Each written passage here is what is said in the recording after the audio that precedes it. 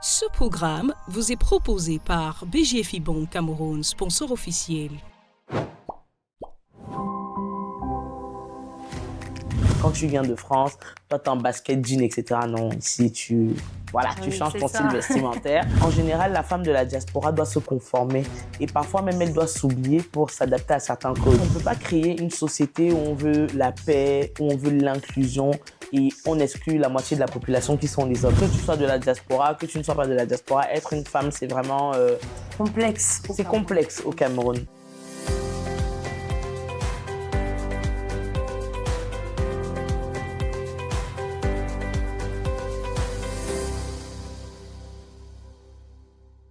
Il est 10h30, bienvenue dans True Talk sur Season Media et Canal 2, l'espace où les récits de vie deviennent des leviers de transformation.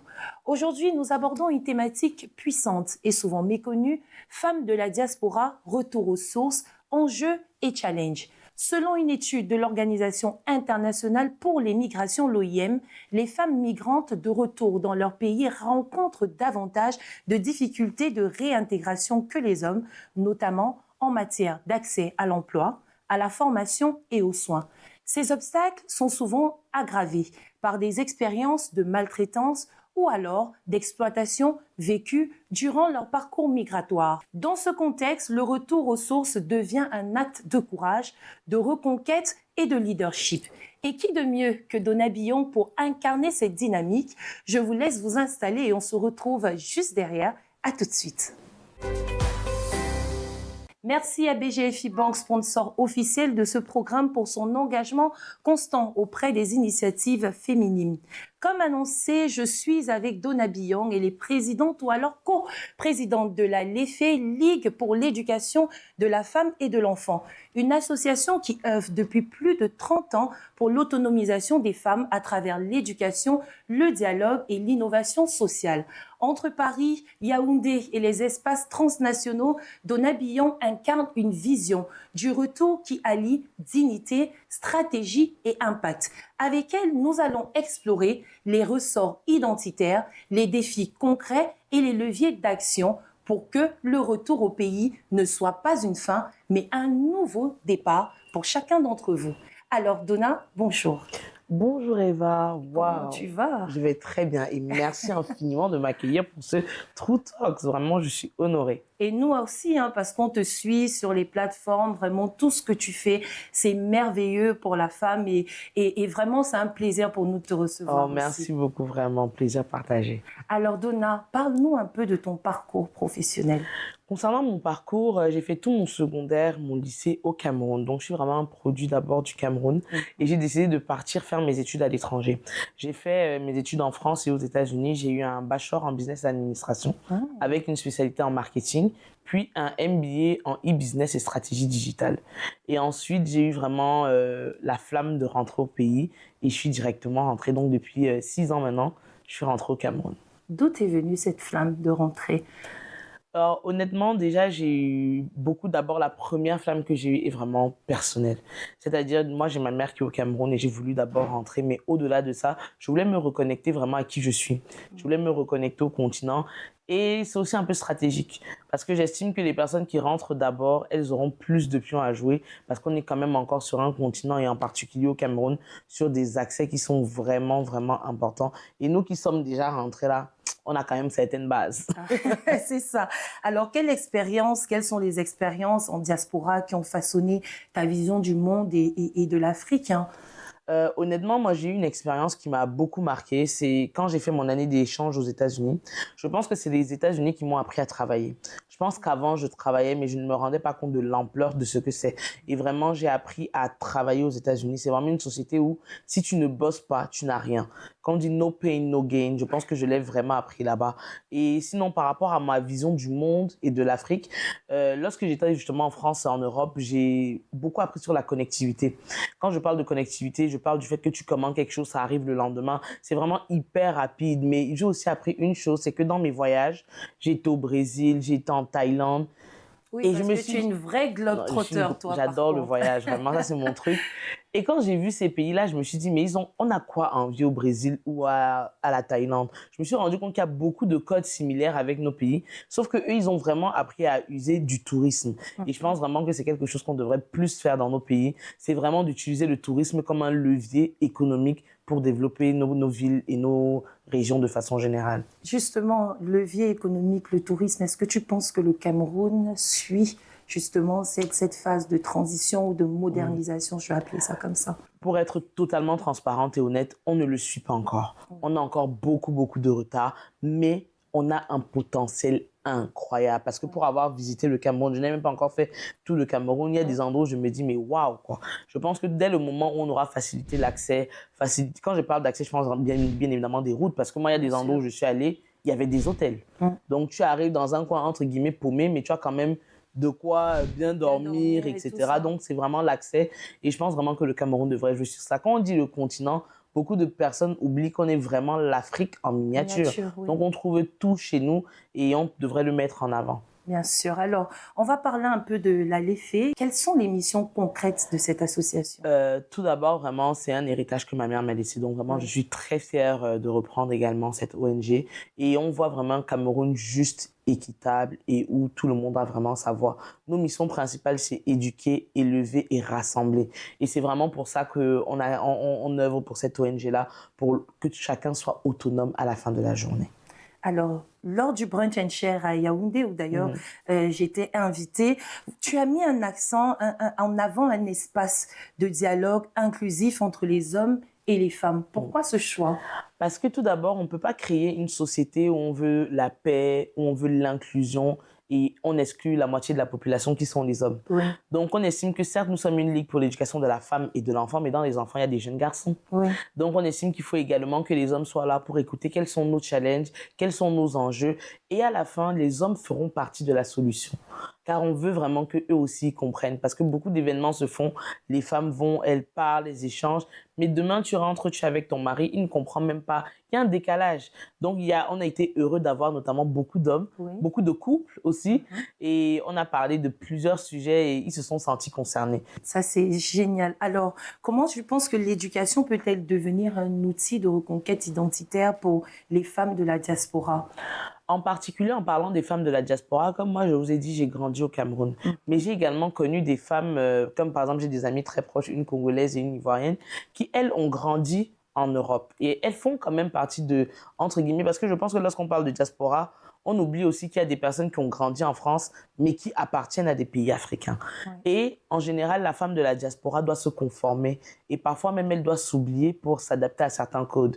Et je pense que c'est très, très important car l'éducation va aider ces femmes à se réapproprier qui elles sont, à se réapproprier leur origine, leur histoire et leur tradition également. Donc même lorsque l'on fait des événements à l'étranger, c'est également une façon de leur dire, vous venez de quelque part, assumez-vous tel que vous êtes et vraiment aimez-vous tel que vous êtes. Alors, quels sont les défis spécifiques que toi, par exemple, tu as rencontrés en rentrant au Cameroun? Déjà, je pense que le premier défi, c'est déjà d'être une femme, tout court. Parce que je pense que tu sois de la diaspora, que tu ne sois pas de la diaspora, être une femme, c'est vraiment... complexe. C'est complexe au Cameroun. Et ça n'a l'air de rien, mais j'ai vraiment dû déjà changer mon style vestimentaire. Parce que quand tu viens de France, toi, t'es en basket, jean, etc. Non, ici, tu changes ton style vestimentaire. Le deuxième défi que j'ai eu, c'est vraiment, moi, honnêtement, j'ai su que dès le moment où tu dis que tu viens de la diaspora, il y a un frein.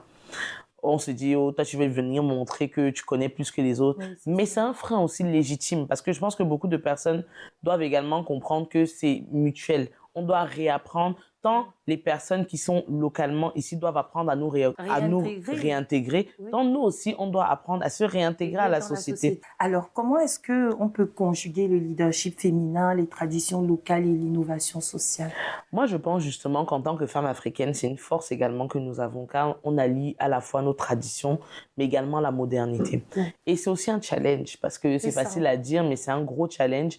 Parce que, par exemple, moi, je suis quittée, là, je parle vraiment d'un aspect personnel, qui est le fait où tu quittes d'un environnement où femmes et hommes travaillent et ça ne pose aucun problème, à un environnement où on te dit plutôt n'en fais pas trop parce que tu es quand même une femme, il faut que tu te maries. Donc nous-mêmes, on a d'abord des challenges personnels. Est-ce que je dois est-ce que je dois baisser mon talent ou alors est-ce que je ne dois rien faire? Et au-delà de ça, on travaille également avec des chefs traditionnels, même avec la Léfé, comme je vous dis, on va dans des villages. Donc, on doit également se réarmer de qui nous sommes pour mieux aller devant. Et je pense que le leadership féminin est la clé. Mais est-ce que tu ne penses pas qu'on a un problème de mentalité justement pour accepter les femmes qui viennent d'ailleurs avec beaucoup d'énergie, avec beaucoup d'idées, qui veulent essayer de transformer ou alors d'améliorer la société à leur manière? Il y a un gros problème de mentalité. Et je pense même que mon objectif caché, en incluant les hommes, c'est d'éduquer les hommes aussi. Parce que je trouve aussi que les femmes, on a beaucoup d'événements, on a beaucoup de conférences. Et le fait qu'on soit aussi une ligue pour l'éducation de la femme, je ne dis pas que ça ne concerne toutes les femmes. Il y a encore beaucoup de travail à faire pour les femmes. Mais je trouve également qu'on se retrouve dans une société parfois en décalage, où il y a des femmes qui sont très aware de la santé mentale, de la santé financière, mais derrière, on se retrouve avec des hommes qui, eux, ne parlent pas beaucoup de leurs problématiques. Mais c'est aussi normal, on apprend aux hommes à ne pas parler, à ne pas pleurer, à ne pas faire plein de choses, alors que ce sont des êtres humains aussi. Donc, je pense aussi qu'à travers l'inclusion qu'on a, c'est aussi une façon de changer les mentalités. Pas changer, mais les transformer. Parce que tout n'est pas à détruire, mais il faut vraiment qu'on accepte que les choses changent. Et quand je dis les choses changent, c'est aussi parler même d'intelligence artificielle, de plein d'éléments, de médias. Avant, tu pouvais dire à quelqu'un, je veux faire un média il y a 10 ans, il t'aurait dit, ça ne sert à rien, mais regarde, 6 ans de média, on est tous accrochés, on a notre application. Donc, c'est vraiment rééduquer les personnes et faire en sorte que demain, on soit une société où on travaille ensemble. D'accord. Avec la permission de la régie, on va prendre une courte pause et on vous revient tout de suite. Ne bougez surtout pas. True Talks continue. Tout commence par une vision. Une petite étoile qui illumine nos rêves dès nos premiers instants. L'éducation est la première étape vers un avenir meilleur.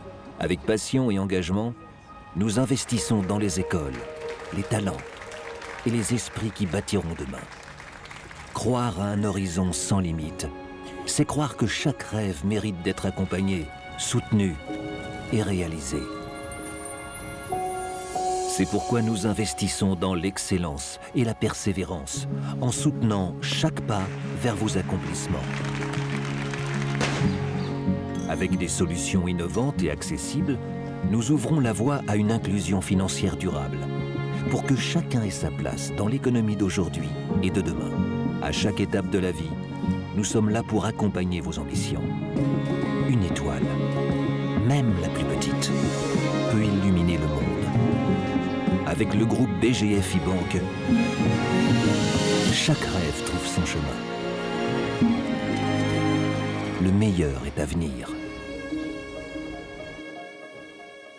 Merci d'être resté parmi nous. Le programme, c'est True Talks, la thématique du jour. Femmes de la diaspora, retour aux sources, défis, enjeux et challenges. Et pour en parler, je suis toujours avec Donna. Ça va, Donna? Ça va super, merci. Alors, on va parler maintenant d'entrepreneuriat, technologie et de transmission, justement, sur lequel tu mettais un accent tout à l'heure. Lors de tes événements, tu abordes des thématiques comme la tech, l'entrepreneuriat, la santé mentale. Pourquoi, en réalité, ces axes spécifiques? Pourquoi est-ce qu'on aborde ces axes? Tout d'abord, la tech, parce qu'on est dans un monde évolutif. Nos outils de travail changent, notre façon de penser change, donc c'est très important.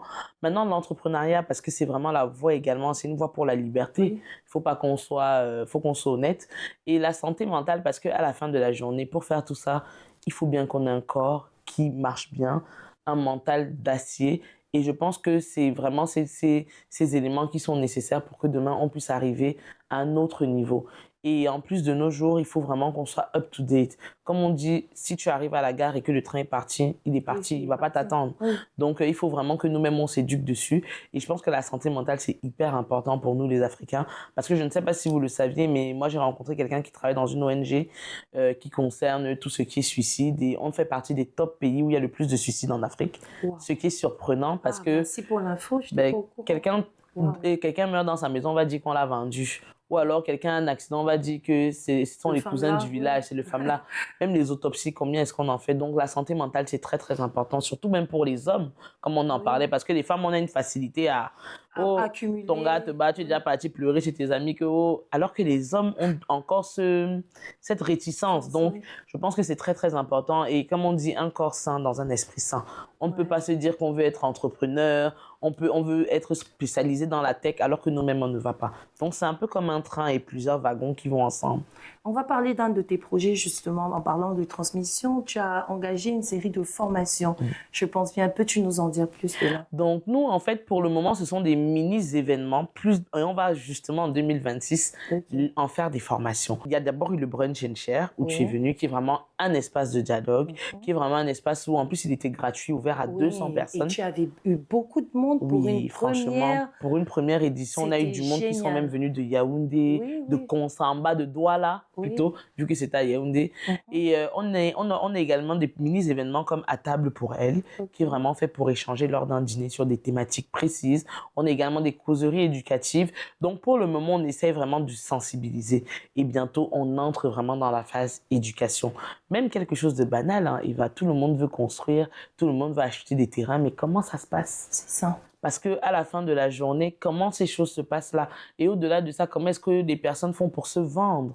Parce que moi, j'estime que tout le monde a quelque chose à apporter, mais beaucoup de gens ne savent pas comment se mettre en avant. Donc, on va lancer un programme très vite pour que les gens montent en compétences. De la diaspora, retour au Cameroun, et puis un brunch and share à Paris. Comment est-ce que la communauté camerounaise, ou alors même la diaspora toujours à Paris, a accueilli cet événement? En plus, c'était la 2e édition puisque tu avais commencé par Yaoundé. Par Yaoundé. Honnêtement, c'était un gros challenge. Franchement, je me suis même dit, comment tu vas faire? Ça fait quand même plus de 5 ans. Enfin, ça faisait 5 ans, oui, que je suis partie. Comment je vais faire? Comment est-ce que je vais avoir du monde? Et s'il y a un conseil que je dois donner à tout le monde, c'est travailler vos relations. Parce que tous les intervenants que j'ai eus au Brunch and Share Paris, c'est des personnes que j'avais rencontrées dans des événements, que je suis sur les réseaux sociaux, avec qui j'interagis. Donc, première des choses, c'est vraiment travailler les relations qu'on a. Et autre chose, c'est que j'ai été agréablement surprise parce que pareil, pour Paris, il y a des gens qui venaient de Strasbourg, de Nantes. Et je me suis dit, waouh, parfois on ne se rend même pas compte de l'impact qu'on peut avoir. C'est ça. Et j'ai vécu des galères aussi, hein, parce que changement de salle en dernière minute, trouver des prestataires dans un environnement qui n'est plus vraiment le tien. C'est pas le Cameroun, quoi. C'est pas le Cameroun. On peut négocier facilement, on peut faire des trucs tu sais que tu peux un peu, là, c'était vraiment carré et tout. Et on a quand même réussi à le faire. Et vraiment, je suis contente. S'il y a des personnes qui vont voir et qui étaient à Paris aussi, merci beaucoup parce que ça s'est fait. Et le plus gros challenge, ça a été de rassembler les personnes. J'ai eu vraiment peur parce que je me suis dit, est-ce que les personnes vont venir? Mais au final, on avait prévu 80 personnes. On a eu les 80 personnes. Donc vraiment, je touche du bois et je dis, ce n'est pas le premier Brunch and Share Overseas. On a commencé à Paris, mais on vise également l'Afrique. Donc peut-être le Gabon bientôt, peut-être d'autres pays. Donc on est ouvert et on prévoit d'en faire beaucoup plus.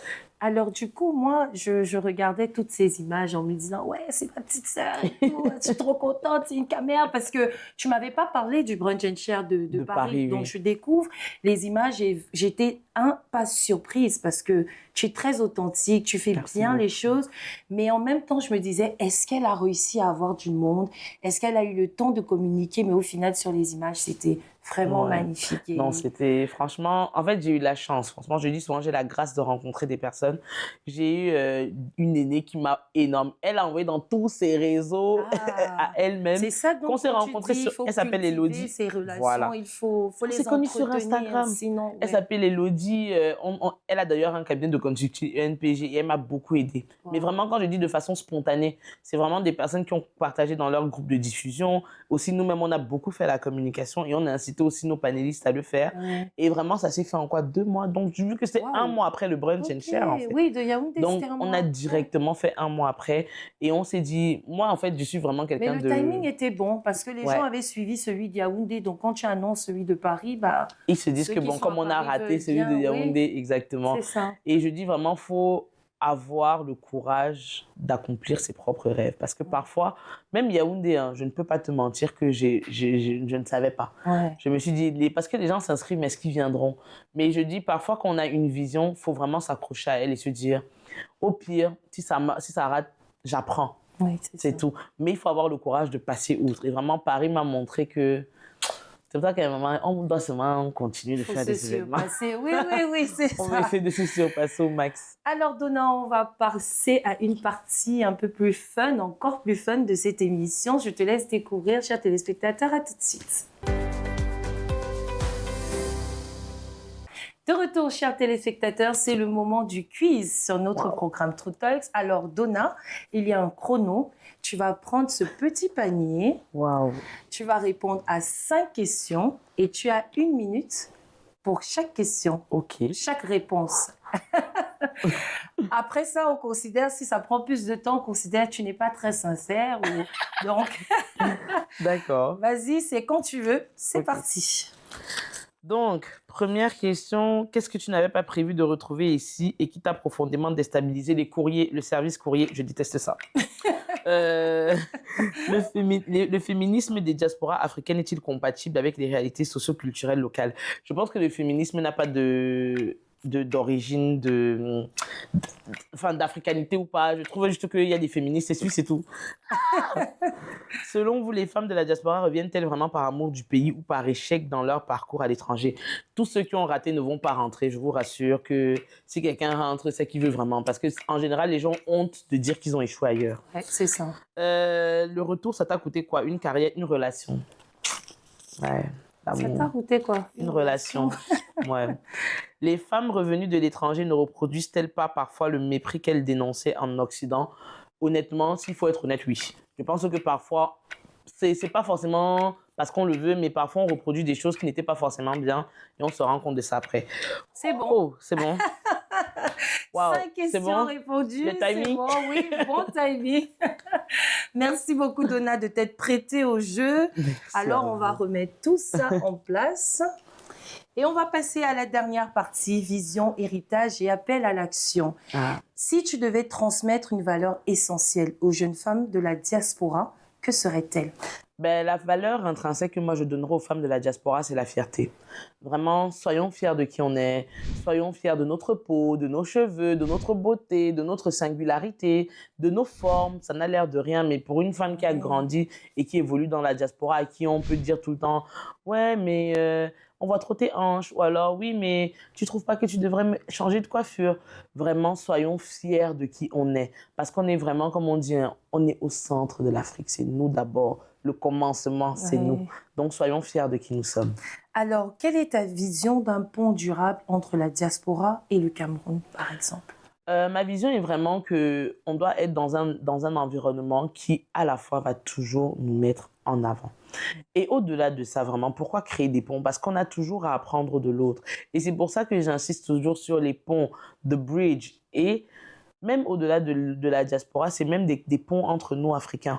Donc, je trouve que c'est essentiel pour nous de créer des ponts. Et la vision que j'ai avec ça, c'est que les échanges doivent être des deux côtés et pas seulement d'un côté. Seul, exact. Donc, il faut impérativement que même nous, en tant qu'Africains, on aille apprendre des choses des autres ailleurs et même en intérieur à l'Afrique. On doit aller à Abidjan et apprendre quelque chose des Ivoiriens. Exactement. On doit aller au Kenya et apprendre quelque chose des personnes du Kenya. Donc, créons vraiment des ponts parce qu'on a la chance d'avoir Internet, mais créons également ces ponts physiques et passons à l'action. Alors, un mot pour celles qui hésitent encore à faire un retour au Cameroun. Qu'est-ce que tu peux leur dire en un mot? Honnêtement, vous ne pouvez pas avoir peur de ne pas rentrer chez vous. Si vous l'avez à cœur, vraiment, n'hésitez pas à sauter le pas. Parce qu'ici, il y a bien une chose que j'ai retenue, c'est que dans cette vie, on regrette plus les choses qu'on n'a pas fait que les choses qu'on a fait. Donc vraiment, passez à l'action. Et je tiens aussi à dire que le retour n'est pas obligatoire pour tout le monde. Donc il faut vraiment que ce soit dans votre cœur et vraiment passer à l'action. Enfin, tu as quelque chose à rajouter, quelque chose à dire?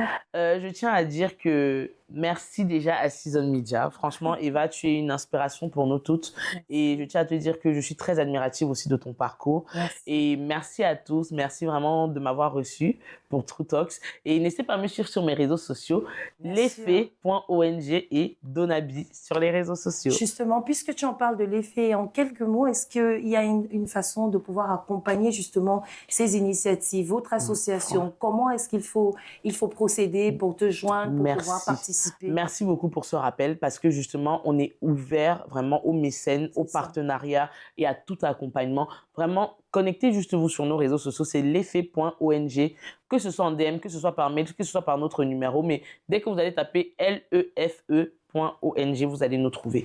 Donc vraiment, nous sommes ouverts à tous et merci de m'avoir rappelé ça, car une ONG a également besoin de vous et on est encore au baby stage. Donc Thanks for the help. Merci Donna pour cette conversation éclairante et profondément inspirante. Merci. Ouais. À travers votre engagement, nous comprenons que le retour aux sources n'est pas un repli, mais une expansion, une manière de réconcilier les mondes, de bâtir des ponts et de redonner aux femmes le pouvoir d'agir.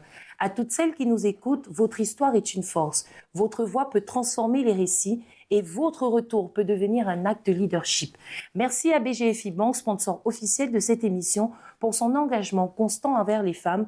True Talks vous donne rendez-vous pour un nouvel épisode samedi prochain, toujours avec la même exigence de vérité, d'impact et de dignité. N'oubliez surtout pas de vous abonner à toutes nos plateformes, de télécharger l'application sur Play Store et Apple Store. On se retrouve la semaine prochaine. Au revoir et bonne journée. Ce programme vous a été proposé par BGFI Bank Cameroun, sponsor officiel.